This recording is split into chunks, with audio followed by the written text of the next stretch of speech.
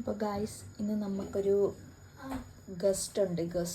അതിന് വേണ്ടി നമ്മളിന്ന് ബിരിയാണി ഉണ്ടാക്കാൻ പോവുകയാണ്. ചിക്കൻ ബിരിയാണിയാണ്. നമുക്ക് സ്റ്റാർട്ട് ചെയ്യാം.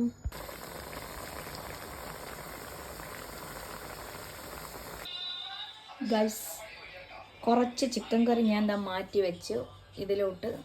എന്നിട്ട് ഇതിൽ ഞാൻ ദമ്മിട്ട്. ഗൈസ് എൻ്റെ ഇന്നലത്തെ മീൻകറിയും ചക്കയും കഴിക്കാൻ എത്തിയ ആളിത്. ഇന്ന് നമ്മൾ തുടങ്ങി വെച്ച ബിരിയാണി. എങ്ങനെയുണ്ട് ബിരിയാണി സുരേ? ചേട്ടൻ പറയട്ടോ, എങ്ങനെയുണ്ട് ബിരിയാണി?